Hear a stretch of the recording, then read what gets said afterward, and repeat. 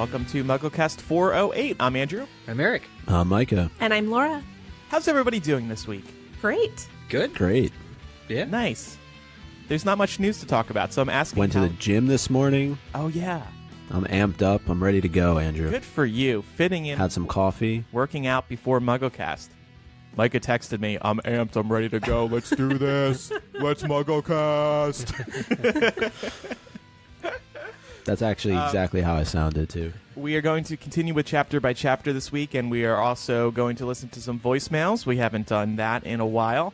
We have a hodgepodge of a chapter by chapter, I would say. There's just all kinds of things going on in this chapter. This chapter has everything. So we'll discuss all of that. We do have an announcement.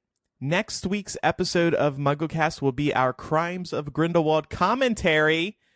We're actually going to be recording it the day after we record this episode. We'll be streaming it live on Patreon, and everybody will be able to listen to it when it is released in mid-March. Crimes of Grindelwald just came out on Tuesday, March 12th, so if you haven't bought it by now, you definitely should, and that's why we're recording the commentary now, because it was just released for our home entertainment consumption. I'm looking forward to talking about it with y'all because there's a lot to talk about. Yeah, for sure. There is a very small piece of news. This is more of a heads up. Universal Orlando is going to release more information about Hagrid's, let's see, can I remember the name? Hagrid's Magical Creatures Motorbike Adventure? I think you forgot about 6 words, Andrew. That's it. Hagrid's Magical Creatures Motorbike Adventure. They are going to release new information on Tuesday. Since we are going to release our commentary next week, we won't be talking about whatever they reveal until the week after the commentary. But Micah, I understand you're going to a special event that might have information about this. Lucky you. Yeah, I just might be going to an event that has special information about this. Wink, For some wink. reason, this event is happening in New York. I can't figure out why they would do an event in New York for... But Well, it's because they want Micah. there you go. Well, from what I understand, Micah's not even going for MuggleCast, so I have lots of problems with this. MuggleCast didn't offer. MuggleCast wasn't invited. Oh, well, so there you go. MuggleCast couldn't offer. Oh, well. But hopefully more information to come. Obviously, they're going to release whatever that information is on Tuesday, but I'll be able to talk more about the event, probably, like you mentioned, not on the next episode, but on the following one, let you know how things were.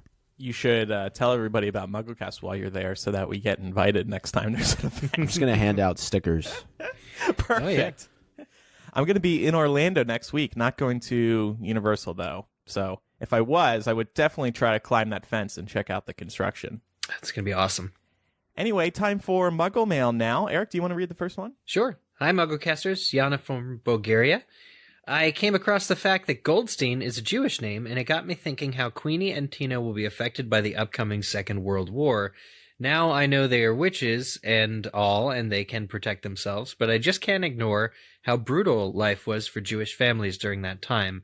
Might be of no relevance, but I just thought I would share my thoughts. Love you. Keep up the amazing work. Yes, and that's confirmed by J.K. Rowling as well, that Tina and Queenie, and I think she actually singled out Michael Goldstein, who is a loose descendant, as being a Jewish student at Hogwarts. Somebody on Twitter years ago asked J.K. Rowling if there were any Jews at Hogwarts, and she said, Michael Goldstein. I think it's Anthony, isn't it? Oh, Anthony, yes. You're thinking of Michael Goldberg. Am I? I don't know. Oh, okay. Anthony Goldstein. Didn't he write one of the screen plays? Oh, didn't he do Order of the Phoenix? I want to say Goblet of Fire. Anyway. Yeah. I don't think it's of no relevance. I think this is a good point that Yana brings up. And I think we will see it probably play itself out in the upcoming films, because we know that they're likely going to be in Europe. And, I mean, just the comparisons we've talked about a lot on the show of Grindelwald and Nurmengard, even though it looked really nice at the end of the last film, probably has parts of it that are comparable to concentration camps, or we'll see that transformation take place. We know that it becomes a prison later on, and it's actually where he's held when we see him in Deathly Hallows. I have a hard time imagining it being mentioned more than within newspaper headlines. Like, you'll see them reading the paper, they'll reading about the war, and they have like a really concerned look on their faces. I just don't think there's going to be time for that, for anything more. I think it depends. I mean, there very well could be some connections drawn to the Muggle world in terms of what's going on with World War II. I don't think that Grindelwald's whole thing at the end of the second movie where he showed what was going to happen in World War II was an accident. I think that there are going to be a number of parallels drawn between that and what's happening in the wizarding world. So it may not be a big story arc where Queenie and Tina are discriminated against by Muggles for being Jewish, but I think it'll definitely at least come up once. Yeah. Agreed. By the way, Margaret is listening live from Australia right now, and she says, waiting for the show with my vodka and popcorn. Oh, Wow. that's a Feel like combo. we need I don't to- think I've heard of that before. Girl, it sounds like you're living your best life. So I think we need to party it up in here to, get on her level. Break out the Vegemite. Let me pour some vodka in my coffee. it is 10:15 in the morning. Yeah. Well, she's in Australia. We could do Irish coffees, Laura. Ooh, There you go. that actually sounds real good. Get myself ready for a trip. This next email comes from Brienne, who's I thought she said she was 13 years old, so I'm like, okay, right off this alcohol talk, we're going to talk about 13 years. No, she's been listening for 13 years. Okay, so she said it's much better.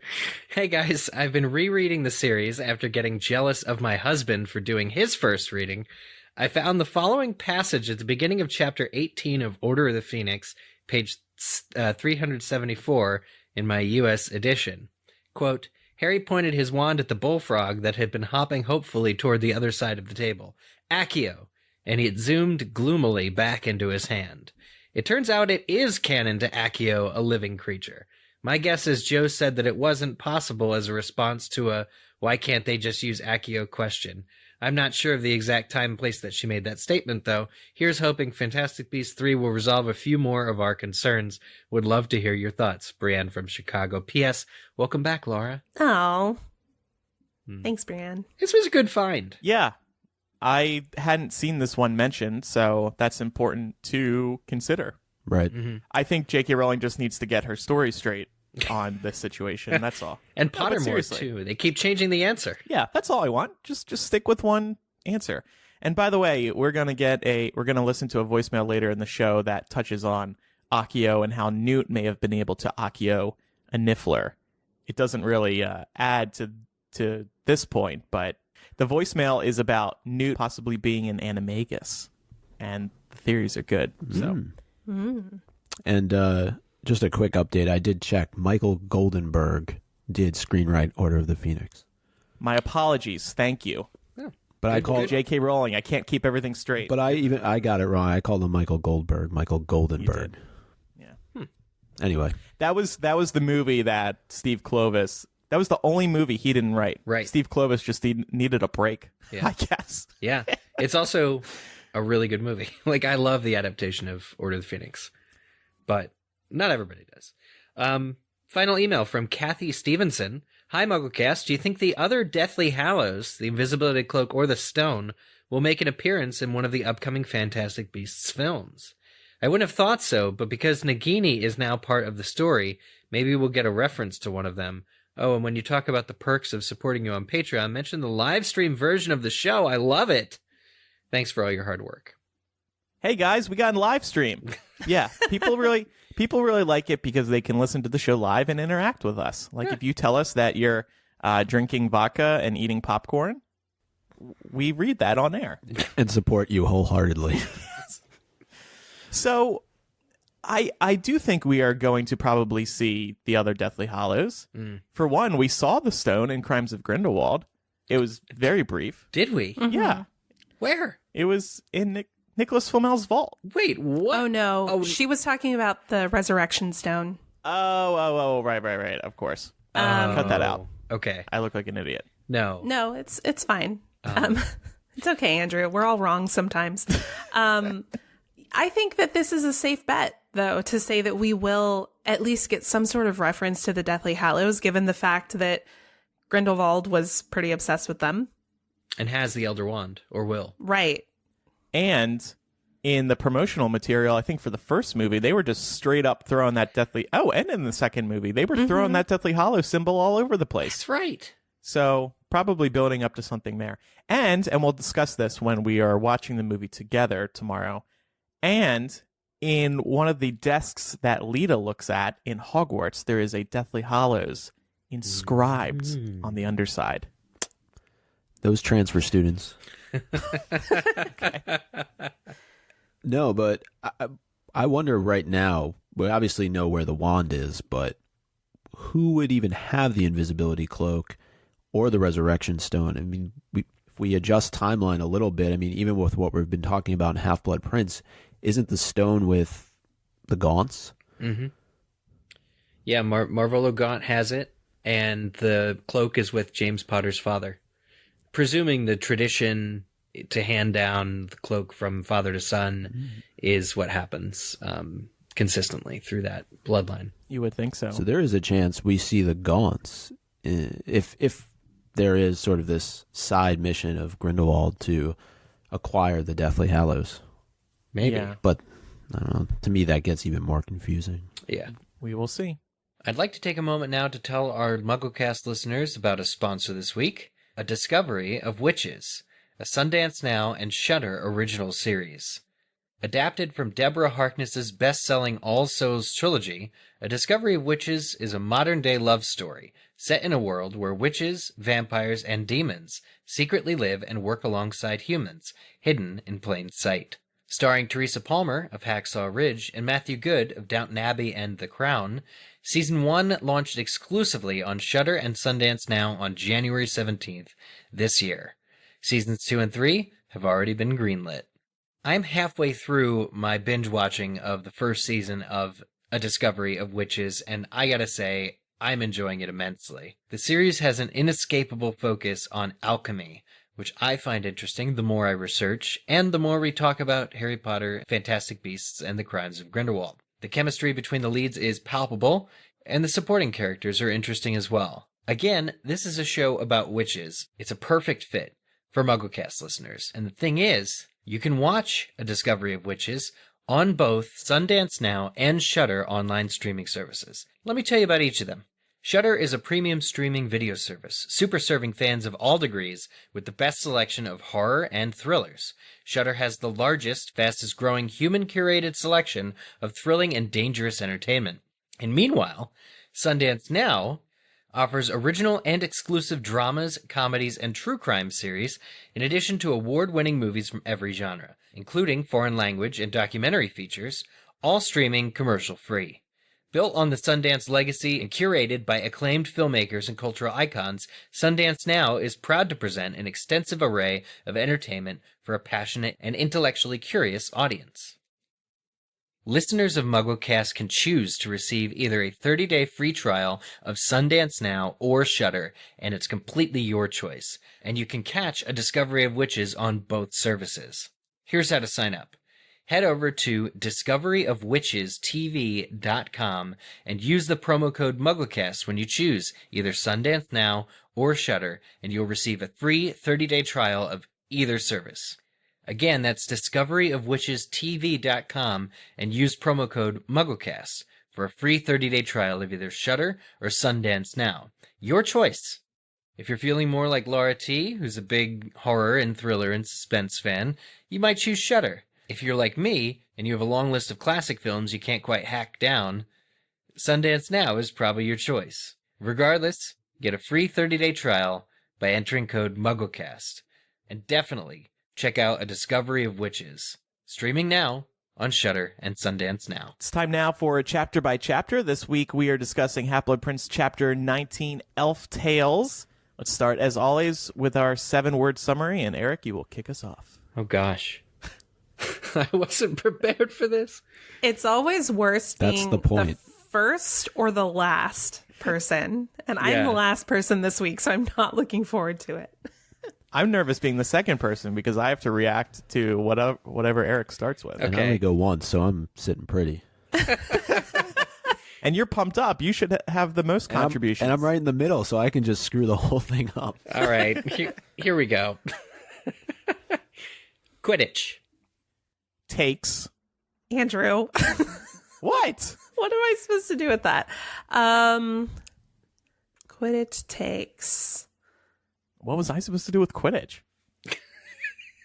This game has just turned into blaming each other for how bad it is.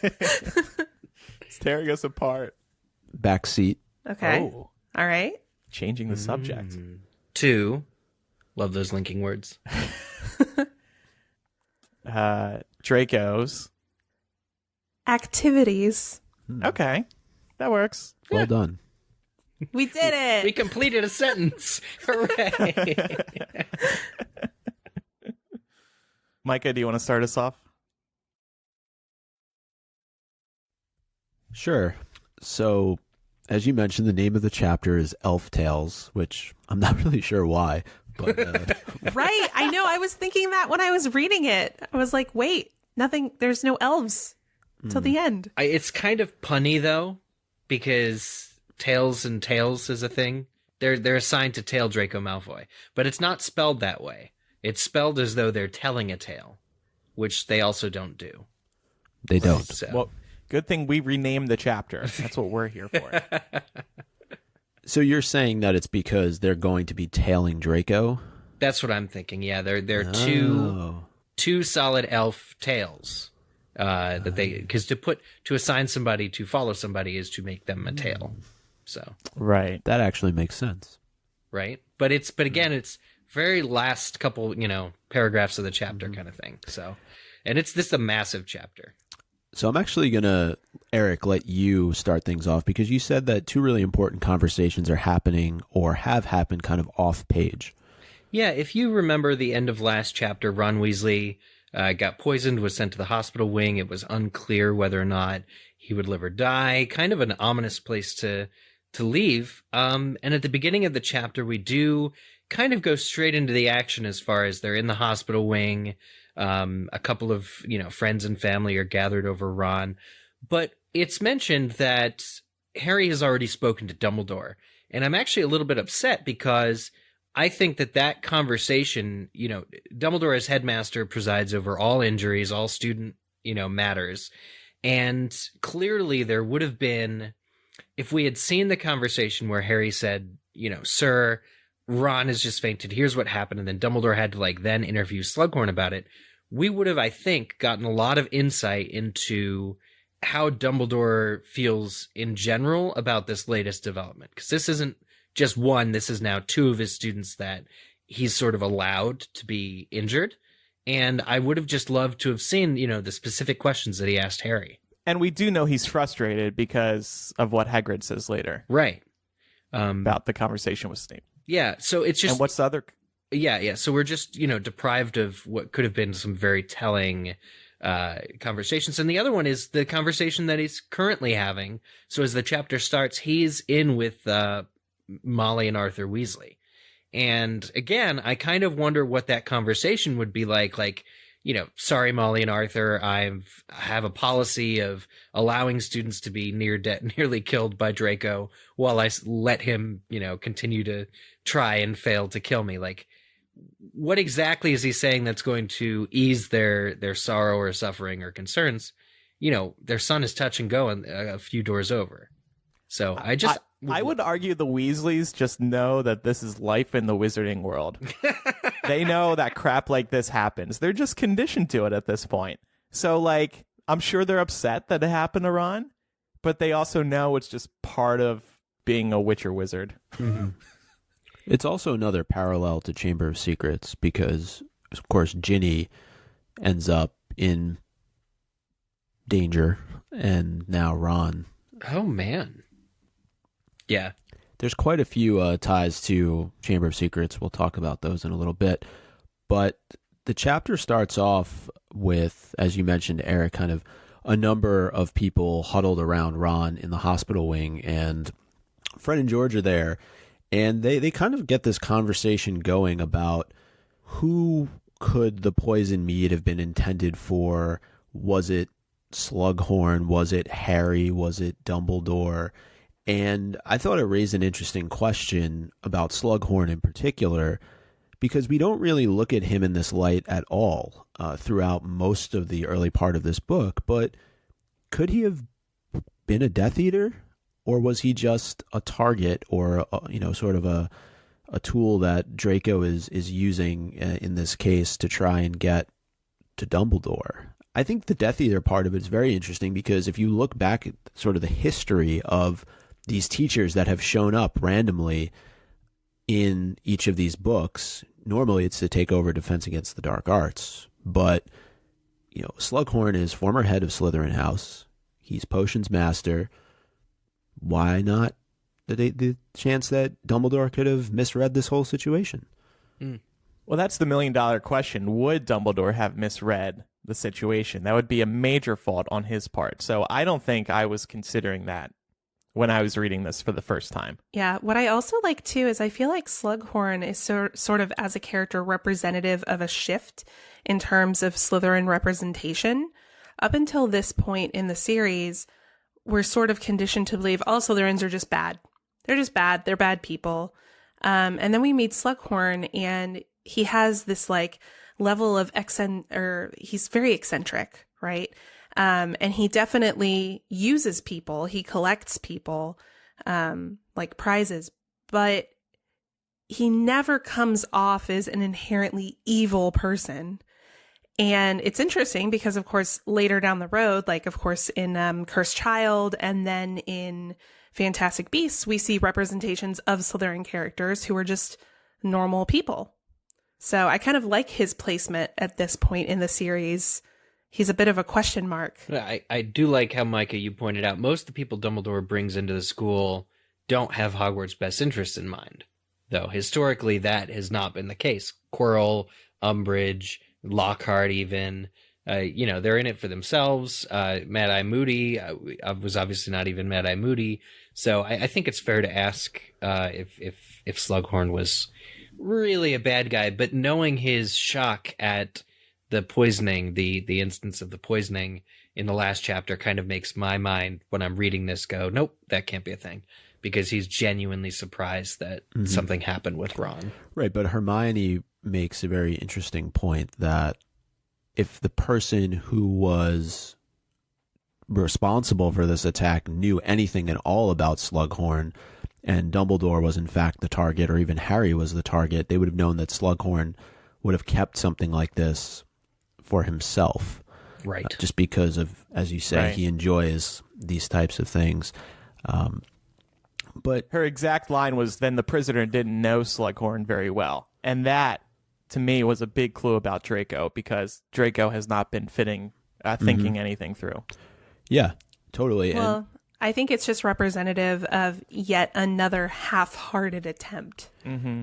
Exactly, and that just raises larger questions about what Dumbledore is allowing to go on, or even later in the chapter when we learn about the conversation with Snape, what Snape is allowing to go on. Clearly Dumbledore is pissed at Snape that he's not doing a better job of keeping tabs on Draco and helping him, accomplish his task without potentially killing other students at the school. Mm-hmm. So, talking about Slughorn being a potential target, I also wanted to raise the fact that if Slughorn, and this is also brought up by members of the Weasley family, is wanted by Voldemort for whatever reason, we know that he's valuable commodity. We also know something that they don't, which is that he's also the key to defeating Voldemort, and yeah, of course, Voldemort would be aware of that. Yeah. Is it really smart of him, Dumbledore, to bring this man into Hogwarts, and keep him there, knowing that he could be a potential target? Well, there's no safer place than Hogwarts. There's no safer place. Clearly. And is he really a target?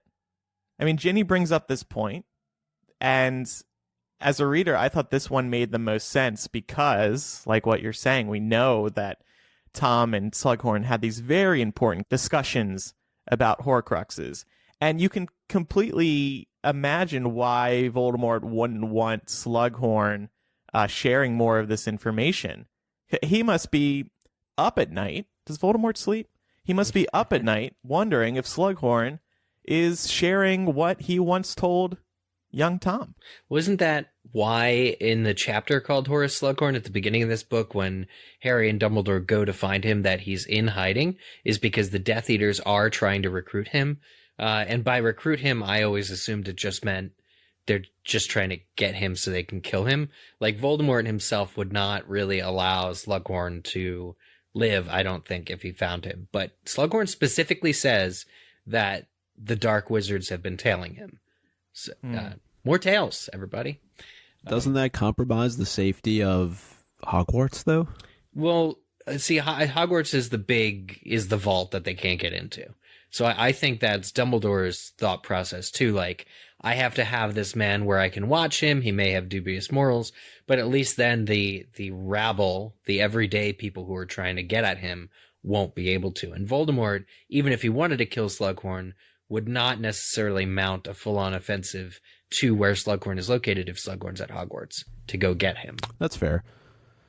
And really the detective work continues on the part of everybody that's huddled around Ron. Hermione says, kind of going to that point that we raised earlier, well, for one thing, they both ought to have been fatal, talking about the attacks, and weren't, although that was pure luck. And for another, neither the poison nor the necklace seems to have reached the person who was supposed to be killed. Of course, she added broodingly, that makes the person behind this even more dangerous in a way, because they don't seem to care how many people they finish off before they actually reach their victim. Yep. I don't know that last part is necessarily true. I go to what Laura said about it being kind of half-hearted and not really well thought through. Mm-hmm. But yeah, that's a person who's dangerous. I mean, if you put a bomb that's just going to, like a dirty bomb that could go off at any time, kill any amount of people that you want, that's much more dangerous than a specific targeted attack. Because the X factors are... But I don't think that there's an intention to hurt anybody else. I don't know. I just think Dumbledore is equally reckless for allowing this sort of thing to go at Hogwarts if he has any suspicion who is behind it. So it's kind of weird that we have to all like Dumbledore at this moment. Well, do we? I don't know. Yeah. The more that I learn about Dumbledore and the more that I go back and read the series, the less I like him. Aww. Like, as a person, as a character, he's fantastic because he's multifaceted and really pushes the plot forward. And I love that. But as a person, he's kind of a manipulative son of a bitch. We have a voicemail later, and that person will addresses defend that topic. Dumbledore because they've been noticing we've been hard on him. Ooh. Oh. All right, I'm open. Okay. So Molly and Arthur show up and they thank Harry for saving yet another member of their family. Obviously, he saved Ginny, he saved Arthur, and now he saved Ron. He funded Fred and George's business. He's made Ron relevant at Hogwarts. Harry is so important to the Weasley family. And I'm glad Molly realizes it. I'm glad she has that sweet line about, he was very lucky the day he stepped into that train compartment and found you. Yeah, too bad he couldn't save Fred. Didn't Harry doesn't she have that backwards? Didn't Harry step into the... Well, I'm Harry paraphrasing. I may have. No, you're right. But in the book, she says it backwards. Oh, okay. It's like giving Ron the agency. Yeah, where was Harry when Fred was... Oh, yeah, that's right. He was on a broom getting attacked by Death Eaters. How many times can you save them? Fred broke Harry's winning streak, man. It was actually Mundungus, wasn't it? Disapparating? Oh, no, that's what killed Moody. Mm-hmm. No, what killed Fred? Oh, he was at the Battle of Hogwarts. Duh. It's at the very end of the book. Yeah. Mm-hmm. This is like Final Destination, where he can hold it off, but eventually it will happen. I love the reference. One Weasley will die. How many times can Harry come and rescue them? And I'm sorry, I probably offended a lot of people when I said he made Ron relevant at Hogwarts, but it's true. And it ties into what we're going to talk about in a few minutes, when nobody cares that Ron got hurt. Yeah, J.K. Rowling came across as a little harsh there, but clearly there's some truth to it. Mm-hmm. Now, Hagrid also shows up, and this sends Madame Pomfrey into a tizzy. She can only have 6 people. This is so offensive. Around one bed. What's the deal here? I mean, to your point, this may be the most that anybody's cared about Ron, or the most people that have cared about Ron in 6 books, all huddled around his bed. And Pomfrey is just, she's got rules. 6 people. Why Well, 6? and she's also like, wait, there's 10 people in here now. Oh no, that's just Hagrid. Yeah. Oh no, excuse me. I'm just fat shaming somebody. You're so fat, you look like 4 people. Like, what is that? To be fair, his footprints are described as being baby dolphin sized. Literally baby dolphin sized. Look, I understand what Madame Pomfrey is saying. We see this in the Muggle world as well. When you visit people in the hospital, you're limited to only so many people, right? It happens sometimes. Yeah, she's very much, though, making the rules up as she goes. I think that she's very inconsistent with what's allowed, but she's always been the role of the fussy, matron who's got to maintain order or cleanliness or have some standards because, I mean, hats off to her. I might even give her my MVP thing because she's just, she's trying to keep people safe and healthy and just create an environment that's relaxing and suitable for recovery. And this is not it. Yeah, Micah. But we'll see. All right, well, and Ron's unconscious, so I mean, really, he has no idea who's there anyway. But I thought this whole conversation that happens once Hagrid, Harry, and Hermione step out into the hallway was very reminiscent of Chamber of Secrets, and Hagrid himself even mentions it's much like it was back in their second year, that there are these attacks that are happening on students. Perhaps the Board of Governors would want to try and shut down the school again. Yep. And Andrew, Hagrid even agrees with you that it's a risk to send your kids to Hogwarts. Yeah. A safety nightmare, as I said last week. And yet the school stays open, despite some terrible things going on. Some reckless, terrible things going on, and the school stays open. It's just, speaking of conditioning, like the Weasley were, like I said earlier, people are just conditioned to bad things happening at Hogwarts. Yeah. So I guess there's just not much pushback, but here we see the Board of Governors seriously considering shutting it down. Man, that is such a book 2 throwback right there. Like, I know we were worried that the references would end because we've ran out of chapters from Chamber of Secrets, but I'll be damned if there aren't as many or more references to book 2 in this chapter than there have been all book. Mm-hmm. Like the reference to the governors, Dobby and Kreacher we'll talk about, later, but it's all in here. There's tons of Chamber of Secrets stuff. Yep. It's real cool. Quidditch injuries. Quidditch injuries, exactly. With a bludger. Oh my god. Yeah, the rogue bludger. Yeah. Unbelievable. We'll talk about that. Mm-hmm. We will. And Aragog too gets a mention. Yep. That's where Hagrid was out. He was reading to him. He was reading to him. That's what he says. He says, I was reading him stories. His health ain't well. Spiders, a history. Science book? You think he's reading him a Maybe. We will ask our patrons what Hagrid was reading Aragog. We'll get some cute replies. Fantastic Beasts, of course. Charlotte's Web. Oh, Charlotte's Web. Isn't that loved that book. Wait, the spider dies. If you have a spider best friend that's near death, Hagrid was preparing him.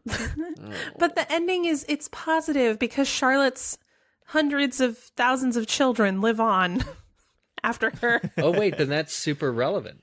Mm-hmm. Oh, man. I vote Fantastic Beasts and Where to Find Them. Oh, that would be cool. I mean, we didn't get that, but that would have been a nice little reference. Yeah, the updated edition, the one that says all about Grindelwald and all that other stuff that Newt wasn't allowed to publish. Yeah. So I thought that Hagrid here has a moment much like he does in Sorcerer's Stone when he kind of gives away information on how to get past Fluffy. It's kind of like one of those I shouldn't have said that Yeah. moments. Classic movie line, too. I shouldn't have said that. I should not have said that. And he reveals that Snape and Dumbledore, they're on the outs. Yeah. Times are hard. They are not happy with each other. So, okay, I'm wondering, does Dumbledore know that this is Draco trying to carry out Voldemort's plan? He does, right? Yeah. Okay. Yeah, he So- has to. So he's just angry at Snape not pushing Draco in the right direction, I guess. Well, yeah, because we hear Hagrid kind of communicates to Harry and Hermione that he heard Snape saying, I don't want to do this anymore. Yeah. And clearly, you know, in retrospect, we know now that Snape is telling Dumbledore, I don't want to participate in this mission to kill you anymore. Yeah. Yeah. Even though they know at this point he has to die because the curse is killing him. A pretty surprising admission from Snape. Don't you agree? Yeah. To say, I don't want to think do this anymore? Like, he's usually a trooper. It's just Dumbledore. I can understand why Dumbledore's pissed. He's never had that form of open resistance before. Nobody he's using actively, who knows they're being used, has actively actually said no and meant it. Maybe Newt at some point in the movies we're not yet, the stories we're not yet familiar with. But for Snape to say, I don't want to do this anymore, or I'm tired of it, or you expect too much, it's very trying because Dumbledore doesn't have a lot of options. At this point, this late in the game, he doesn't have many people he can trust. And the people he can trust, he's toying with. Like Harry, he doesn't really need to go on this huge quest to get this answer from Slughorn. Dumbledore has already acted on the information as if it were true. So it's just Dumbledore's misusing his people, and he risks being short one if Snape just says, I'm done. I'm over it. I wonder what would have happened if Snape totally bailed out. Like, what would Dumbledore have done? Gone to Draco and been like, hey, so look, I'm cool with you killing me because I'm going to die anyway. Here's how to do it. Or like send like anonymous letters to Draco. Like, hey, here's what you should do next. If I were you. Wasn't the implication that if Snape didn't do it, they were pretty sure that Bellatrix was going to do it? Yes. And Dumbledore was like, Bellatrix likes to play with her food. Please don't let that happen. And the other factor was that Dumbledore wanted a quick, painless death. And Bellatrix would not have given him that. And also this kills two birds with one stone. Sorry for that. But it solidifies Snape's position. Right. As a quote unquote Death Eater. Right. Mm-hmm. So it's just interesting to me, though, that he doesn't want to do it anymore. Could that be also referring to just trailing Draco, trying to, keep tabs on him? Probably. Even though he's made this unbreakable vow, it seems like he's not doing a good job intervening in certain cases because other members of this school have been put at risk as a result of Snape really failing to do his task. I think Snape's just sick of teenagers. Yeah, like Snape has better things to do. Draco won't confide in him what he's doing. He's forced to be secretive just because that's the way Dumbledore wants it. I side with Snape on this, but I also think that, by the end of the book, whatever Snape knows about Harry having his old potions book is a little bit unclear as well, except that Snape really is sick of Harry as well. Like Snape is just, I think, tired of dealing with teenagers, and that's something that will show up later in the book. Mm-hmm. Tired of looking into Lily's eyes. Yeah. Well, Hagrid and Harry and Hermione's conversation gets interrupted by Filch, who is patrolling the castle and, is looking just to do something to Harry and Hermione for being out of bed. I don't know. What time is it even? Is it like 3 o'clock in the morning? Who knows? It's midnight. It's midnight. Okay. Mm-hmm. And Laura, as you point out, Filch just clearly does not realize that Harry and Hermione are with a professor. Hagrid is a professor, and doesn't really have a whole lot of respect for him. However, Hagrid turns around and refers to Filch as a sneaking squib. That's a little rough. A little racist. Yeah. Yeah, definitely some prejudice here. I do think it's interesting, though, because, of course, we're seeing this, and it's kind of an ugly side of Hagrid. But knowing Filch's personality and seeing the way that Filch clearly just disregards Hagrid as a member of the faculty, he even questions Hagrid, well, why shouldn't they get detention? And Hagrid says, because they're with me, you idiot. Yeah. It's clear to me probably that Filch has not been kind to Hagrid, likely as a result of him being half giant. So we're probably seeing a case of like, you know, members of these disenfranchised groups turning against each other, which happens in the real world. So do you think racism cancels, the prejudices cancel each other out? No, not at all. It's never right. But I think that this is representative of a problem that we see in the real world quite frequently, which is members of disenfranchised groups being turned against each other. Right. Do you also think it could have just been heat of the moment type of situation where, and not justifying it in any way, obviously, but, you know, I think we all either ourselves have experienced moments or have witnessed moments where people just get amped up, and where normally they wouldn't say things end up coming out that we otherwise wouldn't have normally said. Mm-hmm. Sure, but that's always reflective of some amount of truth, though. Oh, totally. Mm-hmm. No, I'm not saying that it isn't, but just looking at the situation from Hagrid's end, you know, to your point, he just got fat shamed a little bit when he was in the hospital wing, and then he's trying to have a conversation with two of his friends, I would say, not even students, two of his friends, who he's obviously still a little ticked off at for dropping Care of Magical Creatures, which he mentions yet again. And then here comes this, you know, this lackey down the hallway, you know, I shouldn't talk badly of Filch, but, you know, I think he was just in the moment, but still no reason for him to talk to Filch that way. And he just made a mistake. He accidentally let out some info about Dumbledore and Snape that he shouldn't have, so he's frustrated at himself. So there are several reasons why. He should have just kicked Mrs. Norris. Oh, God. Oh, right. Animal cruelty was definitely the answer. Don't say that, Mike. On Captain Marvel weekend, when a cat shines in a movie. Oh. Cat representation. Anyway, it was completely out of line for Filch to say that they shouldn't be out right now with a teacher. Like, of course it's okay for them to be with a teacher at this hour, no matter what time it is. Yeah, and they're just coming from the hospital wing where they're visiting their dying, potentially friend, you know? Like, it's just one of those things. The scariest part for me is that Hagrid sends Harry and Hermione off, and the angry voices continue till they're out of earshot. So whatever they're saying to each other when Harry and Hermione walk away is probably worse, and at least, you know, we think the situation gets diffused somehow. That's a good point. Yeah. I just hope Filch is being careful, because he's going up against somebody who has footprints the size of baby dolphins.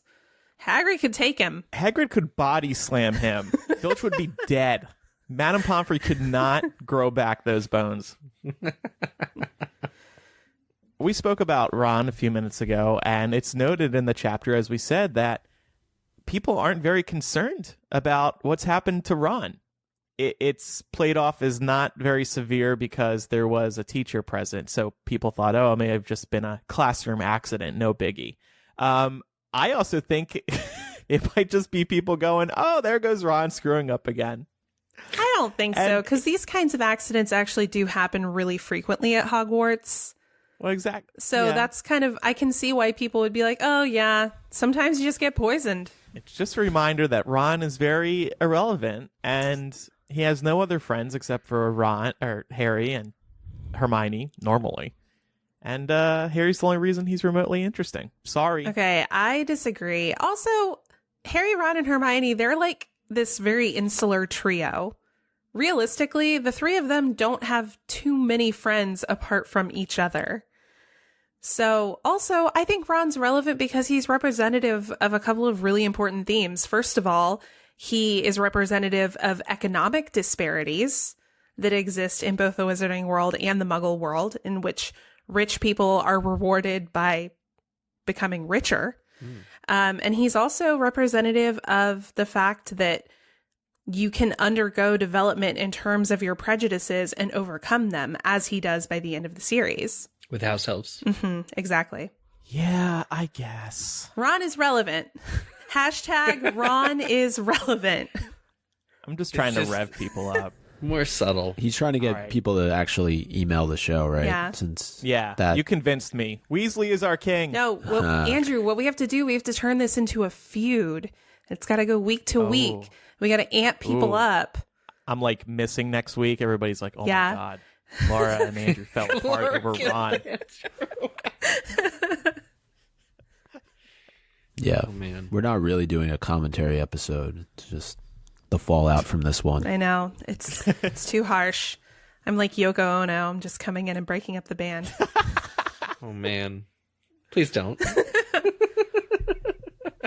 I do think, though, that it is interesting that J.K. Rowling felt the need to point out that people did not really care much about what happened to Ron. Yeah, I think it speaks more to the secrecy in general that Dumbledore exercises over the school. Like, in 1942, whatever it was, where Myrtle died, like, everybody knew.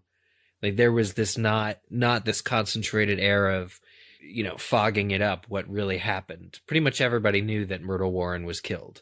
And that might be because Dippet was presumably headmaster as well, and it wasn't, you know, Albus's place to spread misinformation. But this time, it's in Dumbledore's best interest to not panic students and their teachers. But there's also not, like there was in Chamber of Secrets, a clear, kind of conspiracy going on. Yeah, I don't think other students are aware of the fact that there's something at play here where somebody is trying to intentionally go after students, right? Right. Like in Chamber of Secrets, it was apparent that the heir of Slytherin was trying to kill mudbloods and purge the school. Here, it's a little bit different. You could even look at these as being one-off incidents that have no relation to each other whatsoever. And maybe that's, to your point, in part, Dumbledore trying to keep a tight lid on things. Yeah, and from the parents. Sure. Good point. Now, we get to the Quidditch match in this chapter, and personally, the only reason I think that it was even included in this chapter was to put Harry in the hospital. Yeah. And there was some great comedic relief from Luna Lovegood, taking over as the broadcaster for Quidditch, and it was very, very fun to read. But I don't know, like it just, the way the chapter just kind of pivoted, and I know we didn't talk much about how, Harry fills Ron's replacement on the Quidditch team with Cormac McLaggen, and McLaggen's kind of tailing him around throughout. More tails, as is Lavender Brown, by the way. So Harry just can't get rid of anybody. And Cormac really comes across in this chapter from the moment he's kind of waiting for Harry in the common room to hitting him in the face with the bludger as a douche. Yeah. And I also just want to quickly mention that right before the Quidditch match, when Harry runs into Draco and the two girls, Harry is so obsessed at this point with figuring out what Draco's up to that he just straight up says to him, he demands, as J.K. Rowling writes, his sworn enemy to his face where he's going. He just demands, where are you going? Like, of course Draco is not going to answer that, but this is how desperate Harry is for answers now, that he just says it to his face. Man, It cracks me if up. I had been Draco, I would have been like, I gotta go take a wicked dump. That's where I'm going. If you must know. And then Harry would be like, you need to poop with two girls? Maybe he's into that. You know? I'd have been like, I have an appointment with your mom or something like that. Something childish. Oh, that would be rough because his mom's dead. Mom's dead. Yeah. But I was going to say, yeah, maybe along those lines, you'd be like, I'm going off to have a threesome with these. Yeah.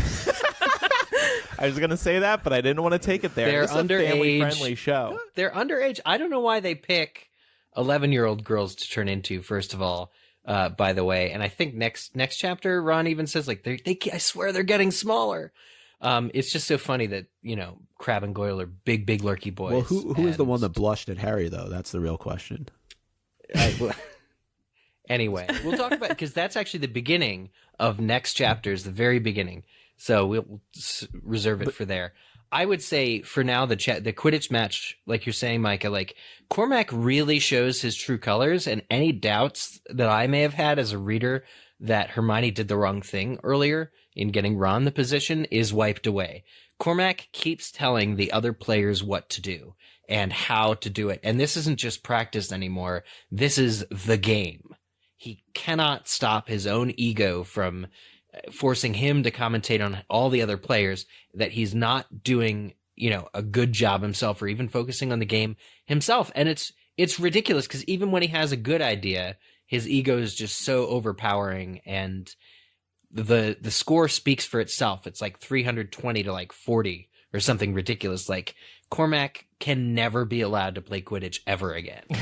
No, and I think it points at something that Laura talked a little bit about before, where you have this shift a little bit in your perception of Slytherin with Slughorn. You could say the same thing looking at a character like Cormac, who's a Gryffindor. Definitely.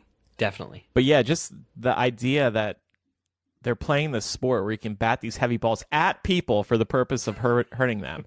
And then Cormac does it accidentally. It's just another safety nightmare. One day I'm just going to make a list of all the ways this school is a disaster.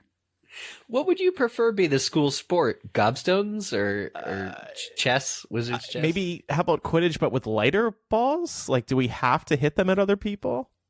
Like balloons? Yeah, hit them at balloons or... that wouldn't be as fun. Laura lives for danger. Have you ever seen it live and in person? I mean, it gets pretty intense, especially when they're trying to catch the snitch. Yeah, like there's literally an ambulance parked next to Muggle Quidditch fields in case somebody gets hurt. Well, that's what they need at Hogwarts. They need Madame Pomfrey to oversee all the games. Yeah. So much like Chamber of Secrets, after getting hit by a bludger, Harry ends up in the hospital, and he's trying to what bothers me is he wakes up, and the first thing that he really thinks about is how he can continue to track Malfoy. Right? Yeah. This is priority number one for him. This is all he's thinking about right now. And he runs things through his mind, and then finally it dawns on him as he reflected back actually to Chamber of Secrets and Dobby showing up in the hospital. He's like, I can get Kreacher to tell Malfoy. And he calls Kreacher, and for whatever reason, Dobby shows up as a bonus. So he gets 2 house elves for the price of 1. And I'm just wondering at this point, though, with Dobby being so eager to do Harry's bidding, why even involve Kreacher? Because you see how much work Harry actually has to put into what he tells Kreacher so that Kreacher doesn't betray him in some way. Yeah. Because it's very clear that Kreacher, in a heartbeat, would help Draco instead of help Harry. I thought it was fun seeing Harry work that through. Like, lay out some rules to ensure that Kreacher couldn't get around his request. Well, yeah, Kreacher's the reason Sirius Black is dead. And it's because Sirius Black said go to him, and then that was interpreted as you can go visit Bellatrix and tell them what's going on, that they even formed that plan. Like, Harry is all too well aware of Kreacher's, like, the way that house elves can interpret orders. But I think if he hadn't used Kreacher, to Micah's point, and just used Dobby, I think Kreacher also would have known what was going on and maybe been even more free to warn him. Like, you kind of gotta involve Kreacher because he's your responsibility. And I think also Dobby and Kreacher kind of cancel out each other's, I guess, bad habits. Like, for instance, we see Dobby in here and he's like, oh yeah, and if I do it wrong, I'll throw myself from the highest tower. It's like, Which was some scary foreshadowing. I know. And it's like, okay, maybe you need a character like Kreacher who is maybe a tad stealthier involved in this venture. That's a good point. But also, can Harry summon Dobby? No. Like because Dobby's that's free. Another thing. But at the beginning of the book, when Dumbledore tells Harry that he has inherited Kreacher, it comes up. Harry's like, I don't want him. And he's like, well, instead of freeing him, do you just want to send him to school to work with the house elves in the kitchens? And Harry's like, oh yeah, that's a great idea. I'll put him in the kitchen. So what it was Harry called Kreacher, and Kreacher, like in the kitchens, was within earshot of Dobby, said something like, oh, my master is calling me. I hate that guy. He's a loser. And then Dobby starts like a fist fight, because they were fighting when Kreacher, like Crack, appeared. They were in like a brawl over Dobby was telling Kreacher not to insult Harry Potter. And so whether Harry wanted or not, he got both elves because they were in some kind of a internal struggle. Yeah, I mean, he knocks out his teeth. Yeah, Ron wakes up right away and they have to physically pull the elves apart, which is pretty cool. My big thing is it's March 2nd and Harry has not seen nor heard from nor thought of nor reached out to Dobby and Kreacher since before September 1st. Harry is a bad friend, you guys. Yeah. And he's a bad master to Kreacher. Like if Kreacher or Dobby were a Tamagotchi, Harry would be SOL. He'd like pull up the thing and they'd be dead. They'd be long dead. Wait a second. Like I forget if it's a ghost or a skeleton or what. Why would Harry want to bother Kreacher? He knows that Kreacher hates him. Well, Dumbledore brought up this point at the end of Order of the Phoenix, where he was like, yeah, listen, the reason that Sirius is dead ultimately is because Kreacher went off and told Bellatrix et al. Like what was going on. But ultimately, Kreacher was, first of all, demented because of the locket. Secondly, Sirius abused the shit out of him. So Kreacher was kind of a creature of Sirius's own design. And Dumbledore brings up this point, I think, to drive home to Harry, hey, this happened because Sirius was very unkind towards Kreacher. Mm-hmm. So don't make the same mistake. Yeah, exactly. And I also found it interesting, too, that now you have Dobby trailing his old family and trying to get information on them. But as far as summoning Dobby, I do think Harry could summon Dobby if he really wanted to. I just feel like there's that connection, and Dobby will do anything for Harry. Yeah. As yeah. we see in Deathly Hallows. And I think he clearly doesn't trust Kreacher. And I think to the point that was raised earlier, they do kind of keep each other in check. So, but what I got to bring up here, this made me so uncomfortable. You know how we've talked about a few times as we're rereading this as adults, there are several moments that are just so cringy that maybe we thought were like kind of cute and quirky when we were younger. And this was one of them. Harry's just like down with the elvish slavery thing as long as it is convenient for him. Like, what the hell? Yeah. Well, like I've been saying, Harry is very desperate at this point. So he's willing to look past the fact that he's commanding these elves to do something. And Kreacher's not against being commanded. He just doesn't want to be commanded by a blood traitor like Harry or a half-blood filth like Harry. Kreacher actually says, I would rather be the servant of that Malfoy boy, which is ironic because he's looking at the actual former servant of the Malfoy boy, Dobby. But also like, so Kreacher's not objecting to having someone as a master. He just wishes he were more, part of the Death Eater families, basically. Well, and he's known nothing different. So it doesn't surprise me that he would want that, but it just makes me wonder how this situation might be different if Harry had actually approached Kreacher and the other house elves with more respect and more acknowledgement of their autonomy and said, hey, I do want you to have your freedom, but at the same time, I want to have a relationship with you. I'm not going to just call you to tell you to do things for me when it's convenient for me. Yeah, I thought about that in this chapter because Kreacher shows up in a rag or whatever, and Dobby's wearing several hats. Yeah. Quote, several hats. But I was like, oh yeah, Harry can't even clothe Kreacher and be like, I'm going to take you under my wing, buddy. Because the second he gives Kreacher some clothes, Kreacher's free of his contract and will go to the dark side. He will absolutely tell the Death Eaters everything he knows about Harry Potter willingly. He won't even need to be coerced to do it. So Harry's in a bit of a pickle because he can't offer that particular kindness to Kreacher, to your point, Laura. Like, there's some kindnesses he can't give Kreacher. Kreacher is too, at this point, unstable to be trusted, and that's why Harry needs to give him the laundry list of things not to do.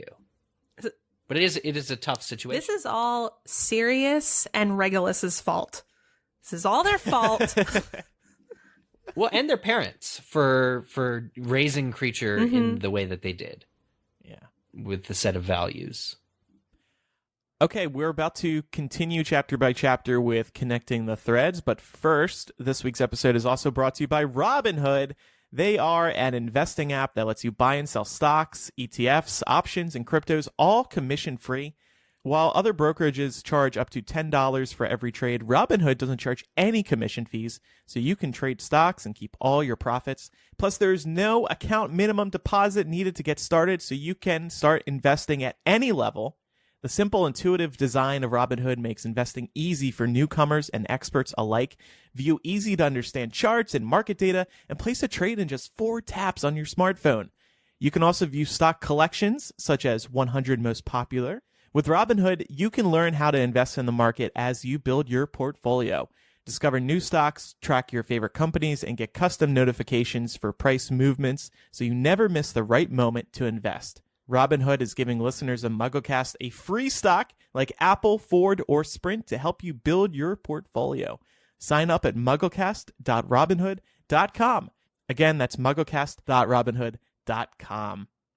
All right, Micah, last week's chapter also marked the end of Chamber of Secrets, those parallels, but the threads can continue. Yeah, they definitely do. And I know we'll be making many more comparisons between the two books, but really there was a lot reminiscent about Chamber of Secrets in this particular chapter, and I think we touched on recently Harry being in the hospital wing after getting hit with a rogue bludger.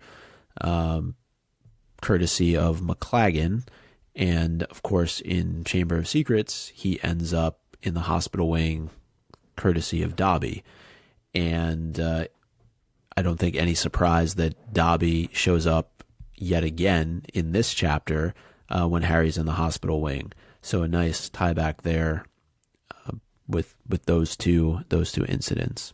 And Harry's conversation with Hagrid, as we talked about earlier on in the episode, there's a lot of throwbacks to Chamber of Secrets, even mentioned directly by Hagrid himself. We don't even need to make the comparisons of the school potentially shutting down and students being attacked and Aragog being mentioned. It's all right there in front of us, and it's not by coincidence. And just one other thing worth mentioning is Harry's suspicions of Malfoy, right?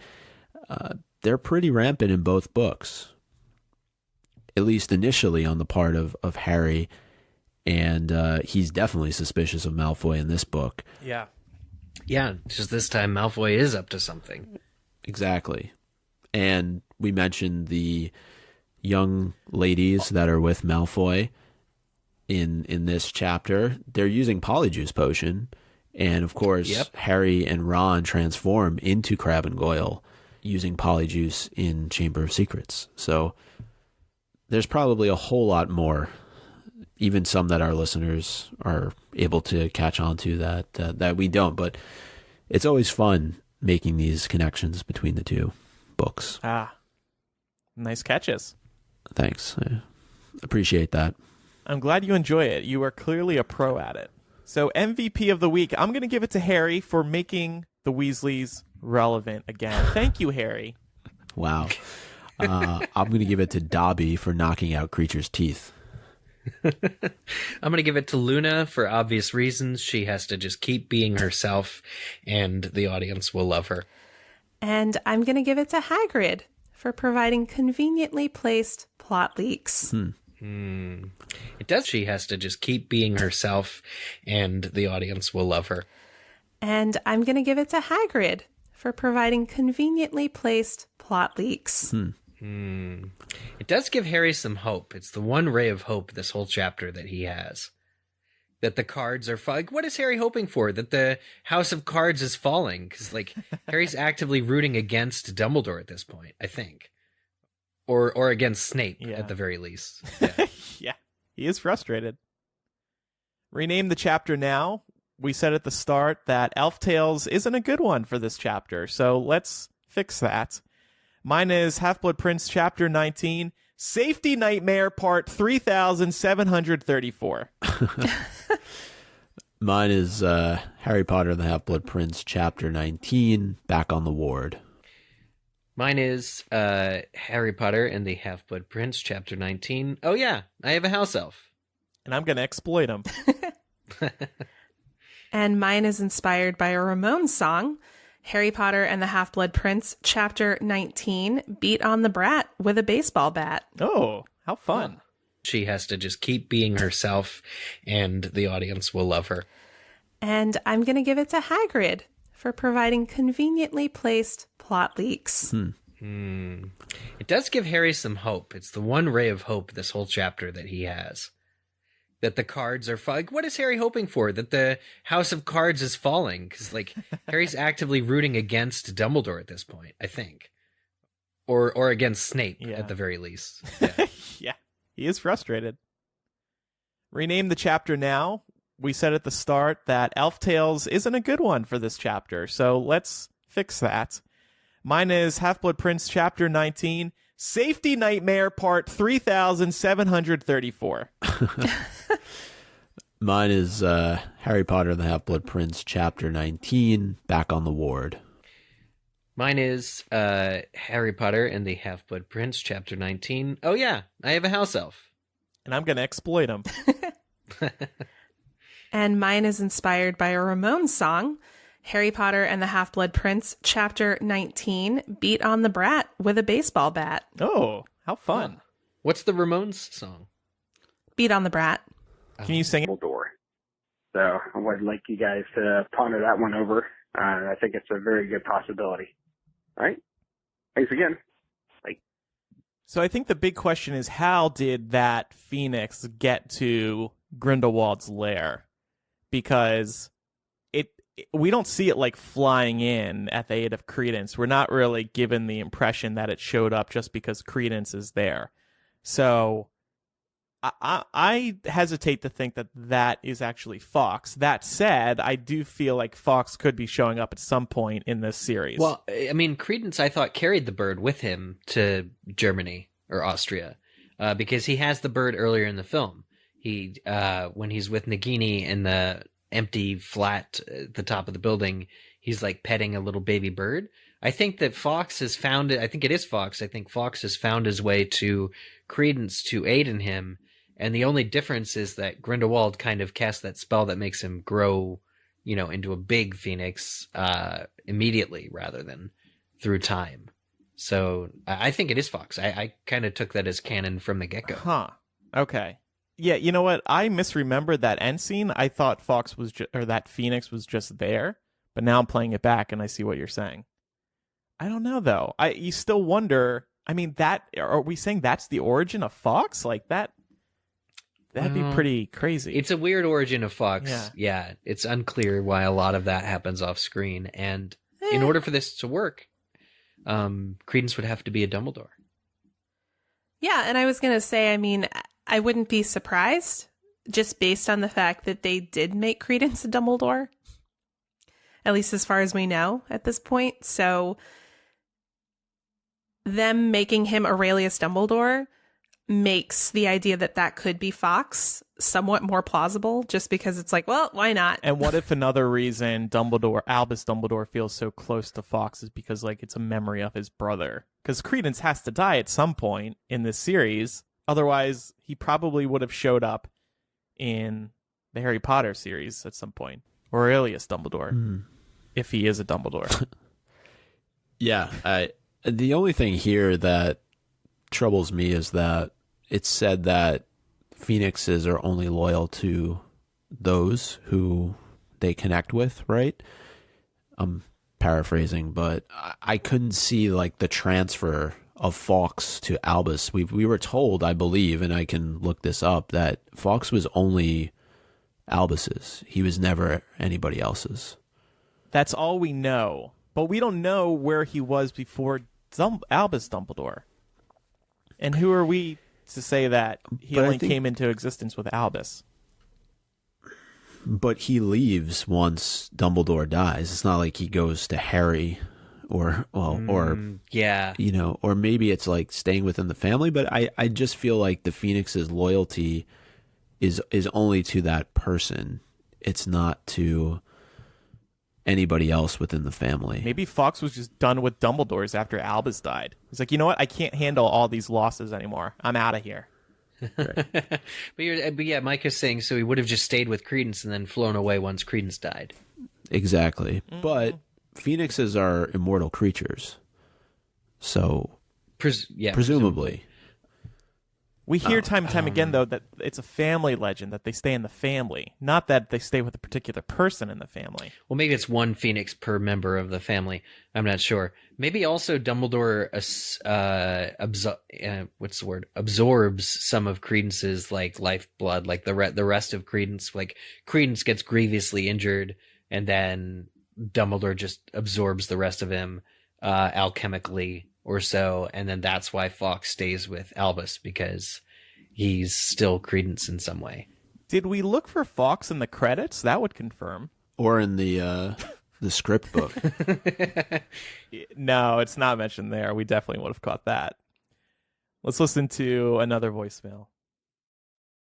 Hey, MuggleCast. I have a weird theory for you guys. So I'm thinking that Newt is an animagus, and his animagus is a salamander. I don't know. I think, he's really good with Beast, maybe because he kind of is one. He says Tina's eyes are like a salamander's, which is kind of a weird thing to say, unless, how long do you spend time looking at a salamander's eyes unless you kind of are one? He has no loss of limbs regardless of working with all these dangerous creatures, and salamanders can regrow almost any part of their body. And maybe he can Accio Niffler because through some weird kind of connection that a normal wizard couldn't be able to do. I don't know, kind of like how Voldemort can fly. I don't know, maybe not so much for that one. And come on, guys, his name is Newt Scamander. Newt is a salamander, and Scamander kind of rhymes with salamander. I don't know. It's a weird theory I came up with, but it makes sense to me. Thanks for listening, guys. Bye. I would say this is a crackpot theory, but these are very good reasons why he could be an animagus. I think this is fun. It's a fun theory. That said, I think that in terms of the salamander eyes thing, Newt's a weird dude. He's a weird dude. We get this sense throughout all the films so far. And I think of anyone, he's probably the most likely character in the series to have really examined salamander eyes in the past. And I think it's just a funny thing that J.K. Rowling has done here, naming him Newt and then having him never having lost any limbs. She likes to do these plays on words with people's names. Yeah, definitely. Yeah, I love this theory though. I think it's funny. Yeah, it really is. I like how he called in and just didn't feel confident about it, but after hearing it, I feel confident in the theory, personally. Yeah, I think it's plausible. I just did a little bit more digging on Fawkes. It is stated that Dumbledore was his first owner, and what's also interesting, and I really forgot about this, is that he must have been around at some point in the 1930s, since he provides the core to Tom Riddle's wand.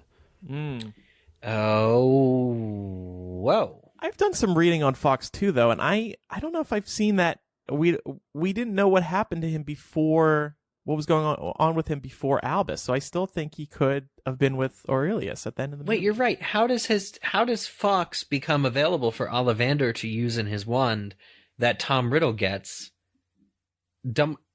He would have to be with Albus Dumbledore, and then Albus Dumbledore would have to make a concentrated effort to gift, Fawkes's tail feathers to maybe movie 3 is about how Albus settles the score with Ollivander by donating to Phoenix tail feathers from his pet Phoenix. I have no idea. Not to complicate things more, but J.K. Rowling said in 2005, somebody asked the question, who did Fawkes previously belong to, and will he play a vital role in the next book? So this was after Half-Blood Prince came out. I'm not going to answer about the role in the next books. He has never been owned by anyone but Dumbledore. You will notice that when Harry goes back in the pensieve in the book, Fawkes is never there. And no, I'm sorry, not in this book. I take that back. When Harry has previously seen the study with a different headmaster, he saw it with Dippet, and Fawkes was not there then. So she did say once, 14 years ago, that Fawkes was never in anyone else's possession. Will that hold true? We will see. Gosh. In defense of Dumbledore, here's a voicemail defending Dumbledore. Hi, MuggleCast. This is Julie. I was just calling in to defend Dumbledore. I feel like everybody is way too hard on him. I know he's not perfect, but he's made out to be this egotistical manipulator that just uses people like they were tools with no thought to the consequences or the emotions behind what he's doing, and there's a real undertone of selfishness that I think is completely opposite of Dumbledore's true character. The truth is that he's guarding this incredibly important secret, and he would love to tell everybody, but he can't. So I see him more like a master choreographer, where he's setting everybody in the right spot, but he cares very deeply about everybody. That was almost the fatal flaw in the plan. And I think he's doing everything he can to minimize who gets hurt, and he's even willing to sacrifice himself for this. So just think that sometimes we're too quick to judge him based on his past, and we can see the good side of him more. Thanks. Bye. Laura, do you feel any differently now? No, I mean, I think there's some valid points brought up here. I don't think that it would be fair to say that Dumbledore doesn't care about the people who are involved in this mission, but I get the distinct impression that he cares more about the outcome than he does about all of the pieces that are involved in making the outcome happen. Certainly he had to have suspected that Snape was going to die as a result of this. He definitely knew that Harry was going to have to sacrifice himself. Whether he knew that Harry would be able to come back or not, I think that's up in the air. Yeah. The only reason Harry ever hears that he himself has to die is because Snape survived just long enough to tell Harry, basically through the memory. Yep. Dumbledore, if he cared, really should have brought that up a lot sooner.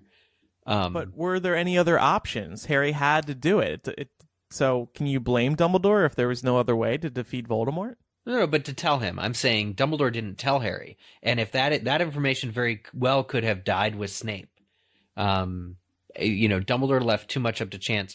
Dumbledore's very much ends justify the means guy. And I think whether or not you agree with Dumbledore or like Dumbledore has to do with whether or not you believe the ends justify the means.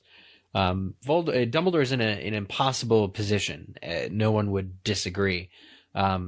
But I think that due to his specific skills, he's also the person who is the only one capable of, orchestrating or choreographing, like this listener said. And I think a lot of our judgment of Dumbledore comes Half-Blood Prince onwards. I don't think we think about it as much in the previous books. It's definitely Half-Blood Prince, Deathly Hallows, especially now that we have more information on him and will continue to get more on his relationship with his family, his relationship with Grindelwald. And I just think that it's almost like you pull back the curtain a little bit, right? On really the Obi-Wan of the series. You don't always get that opportunity. Yeah. That's a good point. He's the Gandalf. He's whoever you want to compare him to, or Yoda, whoever you want to compare him to. I mean, you don't always get that backstory. You don't always get that chance to dive deep into the character, and we're getting that with Fantastic Beasts. And I agree, he's a master choreographer, but he's also a master manipulator. I mean, he manipulates so many people throughout the course of the series, and you could argue it's for the greater good, but to Eric's point, he leaves up a lot to chance. I mean, he's tasked Harry with almost an impossible task to destroy all those Horcruxes. And, to the point about Snape, who knew if Snape was going to be able to survive up until the point where Harry just so happens to, get his tears and be able to put them into the pensieve to learn the truth. There's a lot that's left up to chance, and I don't think that Dumbledore did a lot of very good planning in his latter days. All right, one more voicemail today. Hey guys, what's up? I've been listening to your show for the last couple weeks, and I love it. If one character, if you could save one character who died in the Harry Potter series, who would you save? Answer in your next podcast, please. All right. This person didn't say their name, so I'm just going to call them Fox. Welcome to the show, Fox. I would save Snape because he ended up not being the master of the Elder Wand, and he did not need to die. And I would have liked to have seen him lead a peaceful life after Voldemort died and maybe finally find love. No. I would save Dobby. This death always gets me. In fact, I not too long ago watched Deathly Hallows Part 1, and I cried during the Dobby scene. And I was like, damn, this movie's been out forever, and I've seen this a million times, and this still makes me cry. I just like to imagine him living out his days as a free elf and like visiting Harry and the kids at Christmas and coming around to say hello and being there for birthday parties. You're gonna make me cry. Like You stop it. For wanting to say that. It's more of my headcanon. Yeah. Laura, you want to hear something creepy? I knew that you watched Deathly Hallows Part 1 because we're friends on PlayStation. Oh, and that's PlayStation told me. And I was actually wondering why you watched it. Tell us, why did you watch it? I guess I wanted to. I had a hint of nostalgia, and I was like, oh, I haven't seen this movie in a minute. Wow. I'll watch it. Did you watch it on disc and it told Andrew? Was it? No. Okay. No, I downloaded it. Nice. Oh, okay. Because I'm like, how does PlayStation report to other PlayStation friends what movies you're watching? That seems a little big brothery. It reports everything if your settings are set to like public with your friends. Oh. So like I can see what games Andrew's playing. I was giving him a hard time for a while because like twice in a row I logged in and he was playing Grand Theft Auto. Had to let out some rage. Well, you guys got to friend me. I'm on Yeah. PSN. Oh yeah, we gotta rectify this. I gotta admit, like every time, because PlayStation tells you when a friend is online, so I just go, and I'm only friends with Laura and her boyfriend Mark, so I just go and I check out what they're doing. Like Laura's always playing Spyro. Yeah, well, part of that is that I'm lazy as hell and I never actually quit the game. So it always shows that I'm playing Spyro. Oh, that explains a lot, because you do seem to play it a lot. No. All right. Oh man. For me, I would save Remus.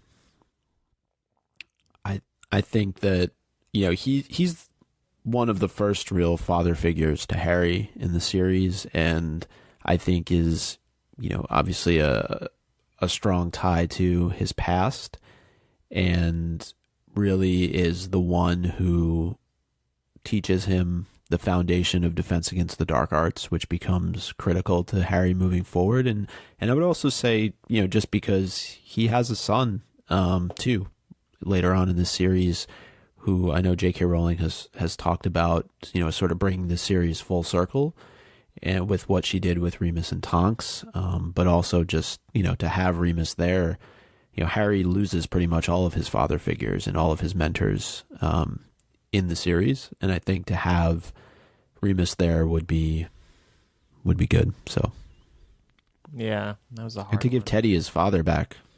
Yeah. If we go by the rule of no duplicates, I'm going to go with Sirius. Because I just think that Sirius had a rough go. Like, he spent the last year of his life like sort of a free man, but he was languishing in this home that he could never go outside, and he was a prisoner even after he escaped Azkaban for the last year, and then he just ups and dies. And I think that, flawed character though he was, I think Remus is definitely a better father figure and definitely a better protector for Harry. I would have liked to have seen Sirius get a chance to live, in Harry's 6th year, Harry's 7th year, and beyond, to maybe find some redemption that he never quite was able to get because J.K. Rowling saved him only to snuff him out. Mm-hmm. All right. Well, thank you to everybody who called in today. If you would like to leave a voicemail, our number is 19203-MUGGLE. That's 19203684453. You can also feel free to email us, mugglecast@gmail.com, or just use the contact form on the website. Of course, we also love hearing from people when they listen to the episode. So please write in, tweet us, twitter.com/MuggleCast. Hit us up on Facebook, facebook.com/MuggleCast. We love hearing from y'all when you listen to the episode. It feels good. Otherwise, we feel alone out here. So join us by reaching out. Yeah. It's time now for some Quidditch. Yep. And last week's question, which we all heard, was who's the big Hufflepuff that successfully takes the quaffle from Ginny during Quidditch?